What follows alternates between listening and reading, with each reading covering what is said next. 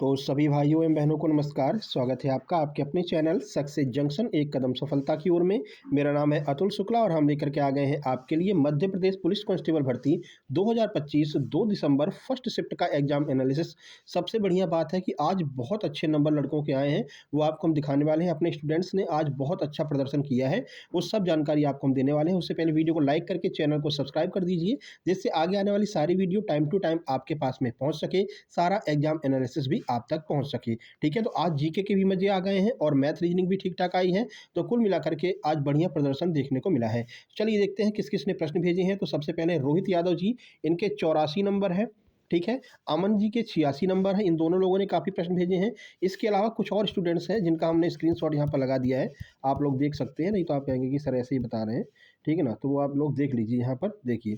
तो ये है सतीश नायक जी। सतीश नायक जी के 74 नंबर हैं और काफ़ी सारे प्रश्न इन्होंने भेजे हैं। मध्य प्रदेश की सबसे लंबी नदी कौन सी है, जल महोत्सव, ये सब, तो इसको अभी हम डिस्कस करने वाले हैं। इसके अलावा ये देखिए हेलो, मज़े आ गए सर, 84 नंबर आए हैं। रोहित यादव हैं टीकमगढ़ के। ठीक है, इन्होंने भी काफ़ी सारे प्रश्न भेजे हैं, तो ये इनके आज बेहतरीन नंबर देखने को मिले हैं। इसके अलावा और भी अमन जी हैं, उनके भी 86 नंबर आज देखने को मिले हैं। ठीक है ना, तो चलिए उनके बारे में बताएंगे। पहले अपन एग्जाम का एनालिसिस शुरू कर लेते हैं।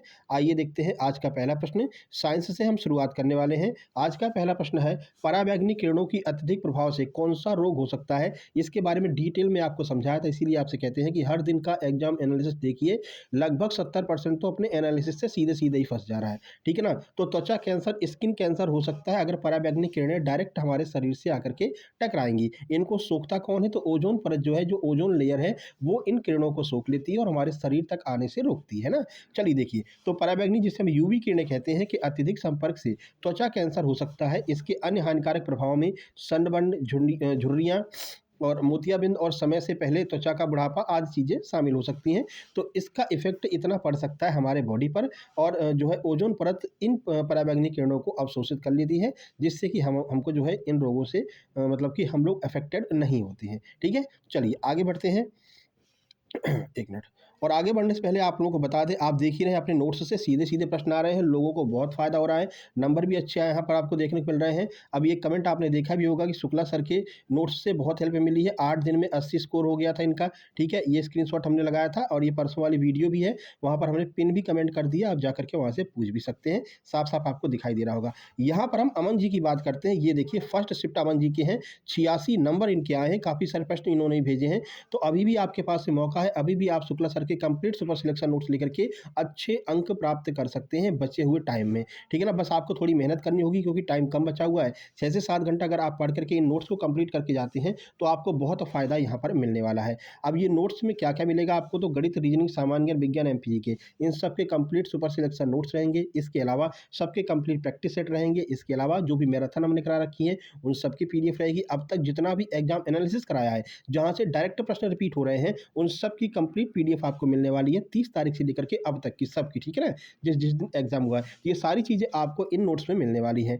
अब ये नोट्स प्राप्त कैसे होंगे वो भी अभी आपको बता देते हैं। मात्र 179 रुपये में आपको ये नोट्स प्राप्त हो जाएंगे। इसके अलावा एमपीएसआई की बड़ी भर्ती आप लोगों को पता है, जिस तरह एमपी पुलिस में इतने अच्छे नंबर आ रहे हैं, इसी तरह से एमपीएसआई में डायरेक्ट प्रश्न अपने एमपीएसआई के सुपर सिलेक्शन नोट्स से फंसने वाले हैं। एमपीएसआई के कंप्लीट नोट्स मात्र 199 रुपये में आपको मिलने वाले हैं, जिसमें ये 8 से 9 कंप्लीट सब्जेक्ट, जितने भी सब्जेक्ट हैं 8 से 9, ये सभी सब्जेक्ट के कंप्लीट सुपर सिलेक्शन नोट्स आपको मिलेंगे। ठीक है ना, प्राप्त कैसे करेंगे, तो छोटी सी प्रक्रिया है, यहाँ पर देख सकते हैं क्यूआर कोड आपको दिखाई दे रहा है, इसका स्क्रीनशॉट खींच लीजिए। इसी पर आपको अगर MP police constable, ASI, LDC के नोट्स चाहिए तो मात्र 179 का पेमेंट करना है, या फिर अगर आपको एमपीएसआई के नोट्स चाहिए मात्र 199 का पेमेंट करना है। अगर आपको ये दोनों नोट्स एक साथ में चाहिए तो मात्र 300 रुपये का पेमेंट करके उस पेमेंट का स्क्रीनशॉट इस व्हाट्सएप नंबर 7052547003 इस पर आपको सेंड कर देना है। जैसे आप स्क्रीनशॉट सेंड करेंगे, तुरंत की तुरंत आपको complete super selection notes send कर दी जाएंगे और आपको व्हाट्सएप ग्रुप में जोड़ दिया जाएगा, जहां पर आपको आगे के सारे नए नोट्स मिलते रहेंगे। छात्रावास अधीक्षक के भी कंप्लीट नोट्स मात्र 199 रुपये में है, आप लोग प्राप्त कर सकते हैं। चलिए अब साइंस के प्रश्न की अगले प्रश्न की बात करते हैं। अगला प्रश्न है, देखिए, दोपहर में सूरज जब सीधे हमारे ऊपर होता है तो सफ़ेद रंग का क्यों दिखाई देता है। स्टेटमेंट वाला ये प्रश्न पूछा गया था। चलिए इसके बारे में संपूर्ण जानकारी आपको देते हैं। देखिए, तो दोपहर में सूरज का सफ़ेद दिखाई देना, थोड़ी सी तबीयत के बारे में आपको पता ही है, फिर भी हम वीडियो बना रहे हैं, तबीयत खराब, कोई दिक्कत नहीं है। जब तक एकदम वीडियो बनाएंगे हम, ठीक है। तो दोपहर में सूरज सफ़ेद दिखाई देता है क्योंकि इस समय उसका प्रकाश वायुमंडल में सबसे कम दूरी तय करता है, क्योंकि वो जस्ट हमारे ऊपर ही होता है, ठीक है। कम दूरी के कारण प्रकाश का प्रकीर्णन यानी कि स्कैटरिंग जो है वो न्यूनतम होता है। जब प्रकाश का प्रकीर्णन कम होगा तो भाई जैसे मान लीजिए ना, ये सीधे सफ़ेद प्रकाश की किरण आ रही थी और बहुत लंबे समय अगर उसको दूरी तय करनी पड़ती है, विभिन्न परतों से होकर गुजरती है, तो उसका स्कैटरिंग हो जाता है, इस वजह से हमको कलरफुल दिखाई देता है। लेकिन अब क्या है, जो सूर्य है सीधे हमारे ऊपर है, तो वहाँ से सीधे प्रकाश की किरण हमारे पास में आ रही है, यानी हमको श्वेत प्रकाश की किरण देखने को मिल रही है, प्रकीर्णन नहीं हो पा रहा है। इस वजह से सूर्य जो है सफ़ेद रंग का दिखाई देता है। जब भी दोपहर के टाइम समय आप जो है ऊपर देखिएगा तो आपको सूर्य सफ़ेद रंग का दिखाई देगा। सूर्य के प्रकाश के सभी रंग लाल, नारंगी, पीला, हरा, नीला, इंडिगो और बैंगनी, इनका लगभग समान रूप से हम तक पहुँचते हैं, यानी कि कोई भी स्कैटरिंग नहीं हो पाती है, कोई भी रंग फैल नहीं पाता है। इन सभी के संयोजन से सफ़ेद रंग बनता है। अगर ये सारे रंग समान मात्रा में मिला दिए जाएँ, सातों रंग, तो सफ़ेद रंग ही प्राप्त होगा, इसलिए हमको सफ़ेद रंग दिखाई देता है। तो कम दूरी, कम प्रकीर्णन। दोपहर में सूरज सिर के ठीक ऊपर होता है, इसलिए प्रकाश को वायुमंडल में कम दूरी से गुजरना पड़ता है। अगला, सभी रंगों का मिश्रण। प्रकाश के सभी रंग समान रूप से पहुँचते हैं, क्योंकि प्रकीर्णन बहुत कम होता है, तो हमको सफ़ेद रंग का दिखाई देता है। जब सभी रंग समान मात्रा में मिला दिए जाएँ, तो ये जो प्रकाश की किरण है, वो हमें सफ़ेद रंग की ही दिखाई देने लगेगी। ये सारे स्टेटमेंट वाले प्रश्न आज आपसे पूछे गए हैं। अगला देखिए, ये भी रिपीटेड प्रश्न है, देखिए दूरदृष्टि दोष वाला। दूरदृष्टि दोष में क्या होता है? ऑप्शन में दिया गया था नेत्र गोलक की लंबाई कम या ज़्यादा हो जाती है। इस तरह के ऑप्शन स्टेटमेंट वाले दिए गए थे। तो चलिए देख लेते हैं भाई दूरदृष्टि दोष के बारे में। तो दूरदृष्टि दोष में नेत्र गोलक छोटा हो जाता है, पहली बात।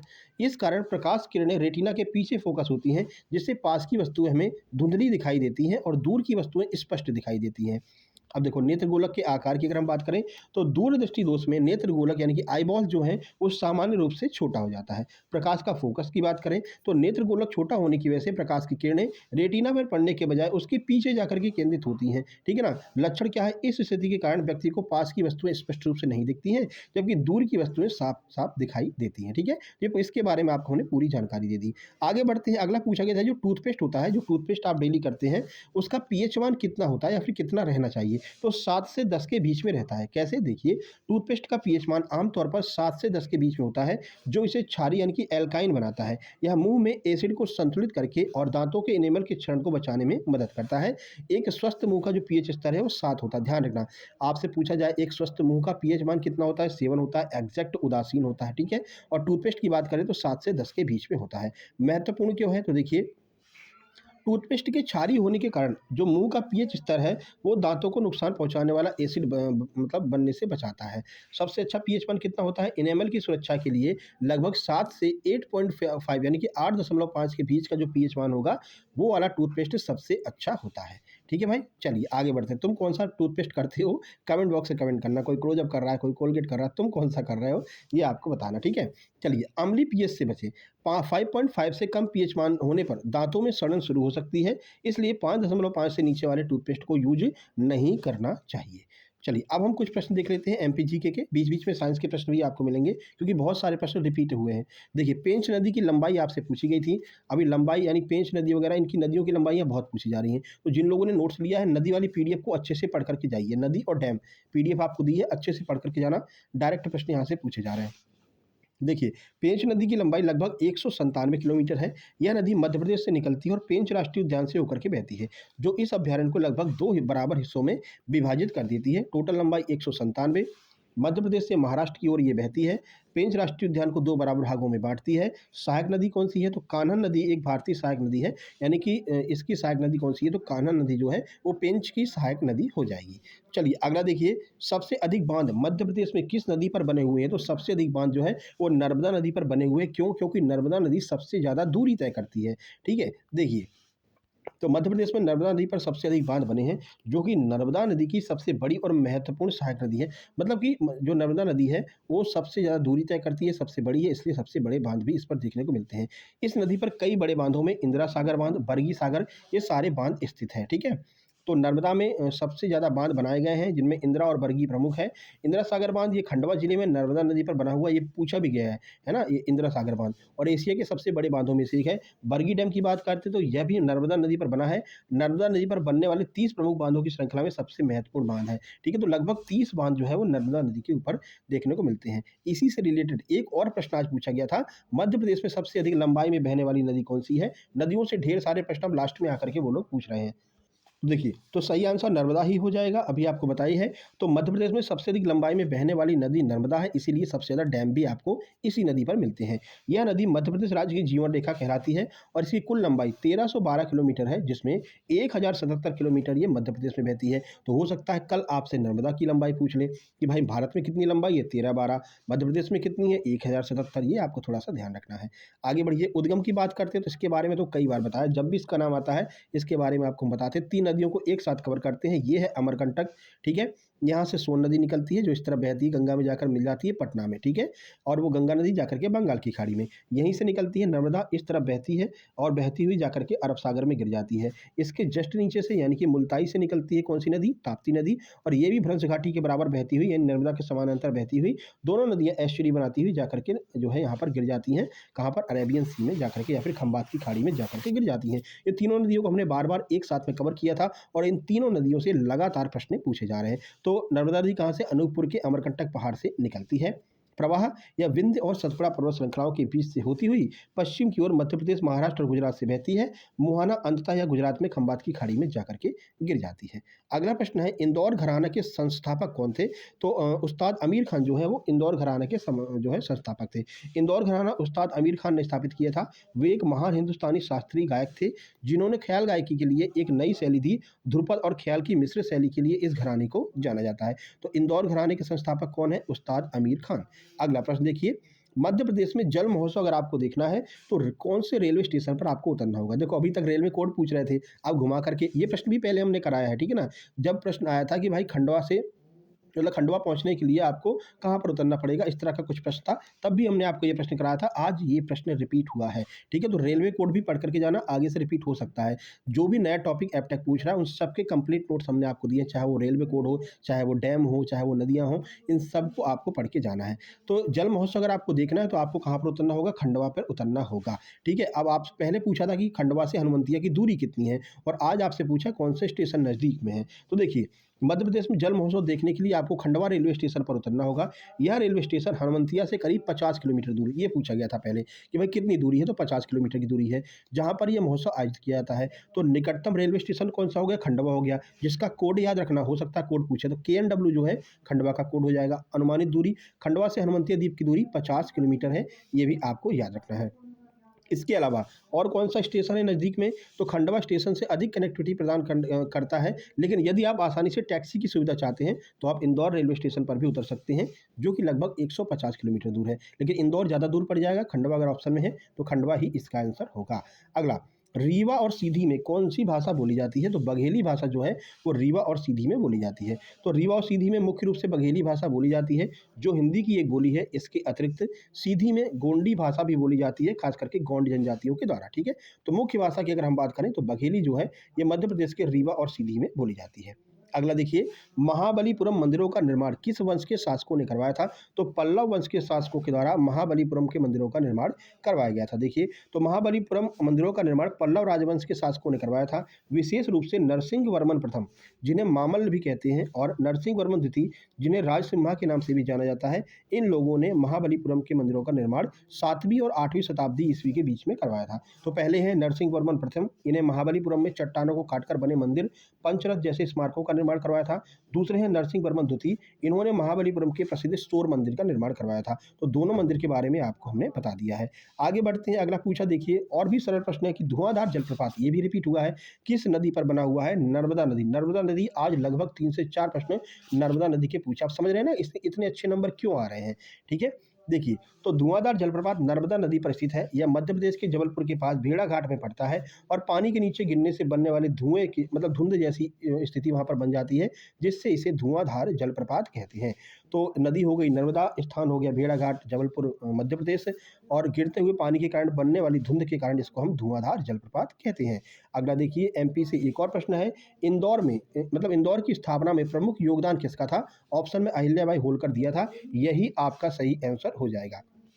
चलिए कुछ जानकारी देखिए। तो इंदौर की स्थापना और विकास में प्रमुख योगदान अहिल्याबाई होलकर का था, जिन्होंने 1767 में इंदौर की शासक बनने के बाद शहर के शहरी नियोजन, बुनियादी ढांचे, सामाजिक कल्याण में महत्वपूर्ण सुधार किए। उन्होंने सड़कों, कुओं और घाटों का निर्माण करवाया, शिक्षा को बढ़ावा दिया और सामाजिक कल्याण को प्राथमिकता दी, जिससे इंदौर मध्य प्रदेश का एक प्रमुख शहर बना है। और सफाई के क्रम में पूरे भारत का नंबर 1 कौन है? इंदौर है, ये भी याद रखना है। अगला साइंस का एक प्रश्न है कि मेंडलीव की आवर्त सारणी को किस आधार पर व्यवस्थित किया गया है?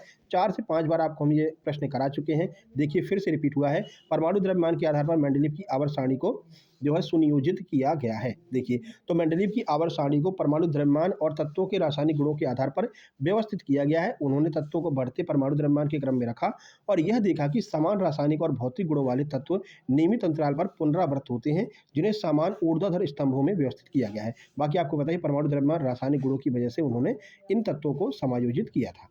अगला, नवपाषाण काल की जो खोज है वो प्रमुख खोज कौन सी है? स्टेटमेंट वाला प्रश्न था, देख लेते हैं। नवपाषाण काल की प्रमुख खोजें कृषि और पशुपालन है, जिन्होंने मनुष्य को शिकारी से भोजन उत्पादक बनाया। पहले लोग शिकारी किया करते थे, मांस वगैरह खाते थे और कुछ नहीं खाते थे, है ना? तो नवपाषाण काल में इन्होंने कृषि करना सीखा। स्थानीय जीवन की ओर ले गए। इस काल में पहिए का आविष्कार भी हुआ, जिसका उपयोग पहले बर्तन बनाने के लिए किया जाता था। साथ ही मृदभांड का निर्माण, पॉलिश किए औजारों का, सूक्ष्म पाषाण ब्लेड का भी उपयोग इस युग की महत्वपूर्ण खोजों के अंतर्गत आ जाएगा। इनमें से ही आपका ऑप्शन दिया गया होगा। चलिए, अगला है केंद्र और राज्यों के बीच टैक्स का बंटवारा कौन करता है? ये भी रिपीटेड प्रश्न है। तो वित्त आयोग के द्वारा जो है टैक्स का बंटवारा किया जाता है। ठीक है, तो केंद्र और राज्यों के बीच करों का बंटवारा कौन करता है? वित्त आयोग करता है। चलिए इसके बारे में कुछ जानकारी आपको देते हैं। तो देखिए, केंद्र और राज्यों के बीच करों का विभाजन वित्त आयोग के द्वारा किया जाता है, जो भारतीय संविधान के अनुच्छेद 280 के तहत एक संवैधानिक निकाय है। वित्त आयोग केंद्र और राज्यों के बीच करों की शुद्ध आय के वितरण पर अपनी सिफारिशें प्रस्तुत करता है, जिससे यह सुनिश्चित होता है कि वित्तीय संसाधन समान रूप से वितरित हों और राज्यों के बीच वित्तीय संबंध सुचारू बने रहें। केंद्र और राज्यों के बीच में लड़ाई झगड़ा नहीं हो, इसके लिए जो है वित्त आयोग की स्थापना की गई है। आर्टिकल 280 में ये बताया गया है कि भैया वित्त आयोग का गठन भारतीय संविधान के अनुच्छेद 280 के तहत राष्ट्रपति के द्वारा किया गया है। अगला प्रश्न देखिए, लैंगिक और अलैंगिक प्रजनन से संबंधित कुछ प्रश्न पूछा गया था। आइए देख लेते हैं कौन कौन लैंगिक प्रजनन करता है और कौन अलैंगिक प्रजनन। देखिए ऐसा ही कुछ प्रश्न होगा। तो लैंगिक और अलैंगिक प्रजनन विभिन्न जीव करते हैं। अलैंगिक प्रजनन में एक ही जनक होता है, जैसे कि बैक्टीरिया हो गया, अमीबा हो गया, कुछ पौधे और जानवर हो गए। ठीक है, जबकि लैंगिक प्रजनन में 2 जनक होते हैं, जैसे मनुष्य हो गया, स्तनधारी, उभयचर और अधिकांश पौधे शामिल होते हैं। कुछ जीव जैसे हाइड्रा, ये दोनों प्रकार का प्रजनन करते हैं। तो लैंगिक और अलैंगिक दोनों प्रजनन एक साथ में कौन करता है? तो वो है हाइड्रा। ठीक है, बाकी लैंगिक कौन करता है, अलैंगिक कौन करता है, ये हमने आपको बता दिया है। चलिए मैथ के कुछ प्रश्नों की ओर चलते हैं। देखिए, एक रोलर का आयतन 312 सेंटीमीटर दिया गया था। एक आयताकार खेत के ऊपर उसको चलाना था, तो क्षेत्रफल से संबंधित प्रश्न पूछा गया था। अगला, 1 से लेकर के 150 तक कितनी संख्याओं का इकाई अंक 2 या फिर 9 होगा? ये पूछा गया था। इसके अलावा 11 पाई अपन 18 बराबर 110 है, तो इसका रेडियन में मान आपको बताना था। एक थैली में नीली और सफ़ेद कुल मिलाकर के 20 गेंदें हैं। बिना प्रतिस्थापन के सफ़ेद जो गेंद है उसको निकालने की प्रायिकता 9/38 दी गई है। तो नीली गेंद की संख्या कितनी है? प्रायिकता का खतरनाक प्रश्न ये पूछा गया था। ठीक है, बाकी एवरेज से प्रश्न आए थे 3 से 4 प्रश्न, जिसमें एक आपका बल्लेबाजी की औसत वाला था। बाकी आपके बहुत नॉर्मल थे, मतलब 5 संख्या दे दी हैं, उनका योग करके उसका 5 का डिवाइड देना था। इस तरह के 3 से 4 प्रश्न थे, सिंपल प्रश्न आए थे। अगला, ए बी से 20% अधिक है, तो बी ए से कितना प्रतिशत कम है? ये पूछा गया था, सिंपल प्रश्न है। बाकी रेशियो के भी 2 प्रश्न थे, सिंप्लीफिकेशन के 3 प्रश्न, SICI माफ करना, SICI आज नहीं पूछा गया है। परसेंटेज के लगभग 2 प्रश्न हैं। बॉडमास का भी 1 प्रश्न है। बोट एंड स्टीम से आज प्रश्न नहीं पूछा गया है। ठीक है, एडवांस आज कम था, अर्थमेटिक ज़्यादा था। तो भाई अर्थमेटिक ज़्यादा था तो भाई मज़े आ गए आज। ठीक है ना। चलिए अगला आगे बढ़ते हैं, रीजनिंग की ओर चलते हैं। देखिए कुछ प्रश्न इस तरह का था कि RS का बेटा है और PQ की पत्नी है। Q जो है वो R का भाई है, तो भाई R जो है वो P से किस प्रकार संबंधित है? इसके अलावा 31 दिसंबर 2024 को कौन सा दिन था? ये आपका कैलेंडर से पूछा है। ऑड वन आउट के 2 प्रश्न थे, यानी कि 4 संख्या दी गई थी, उनमें से आपको एक छाँटना था, अलग कौन सी है? सेंटेंस अरेंजमेंट शुरू में ही आपको करवाया था। जिन लोगों ने नोट्स लिया होगा उनके पास इसकी नोट्स भी होगी। सेंटेंस अरेंजमेंट से भाई फिर से प्रश्न आने लगे हैं।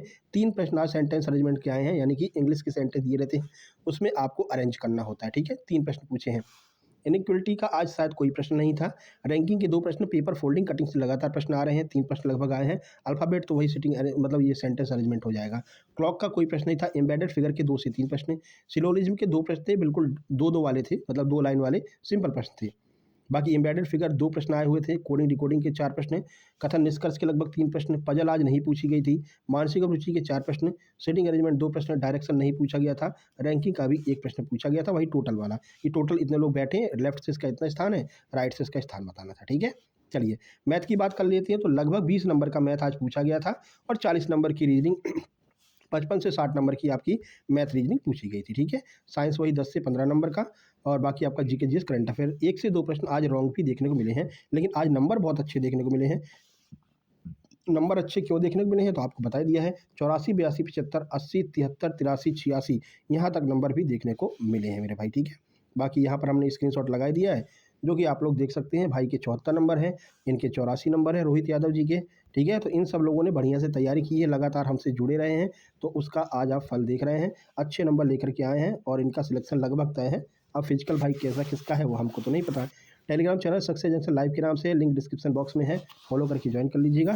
ठीक है ना, बाकी सर्च करके भी आप ज्वाइन कर सकते हैं। चलिए मिलते हैं सेकंड शिफ्ट के एग्जाम एनालिसिस में। जिस तरह से इन भाई लोगों ने प्रश्न भेजा है, आप लोगों से भी निवेदन है, आप अगली शिफ्ट में किसी में भी एग्जाम हो, एग्जाम सेंटर से निकलते ही इस व्हाट्सएप नंबर पर प्रश्नों को जरूर भेजिएगा। मिलते हैं नेक्स्ट वीडियो में, तब तक के लिए नमस्कार, धन्यवाद।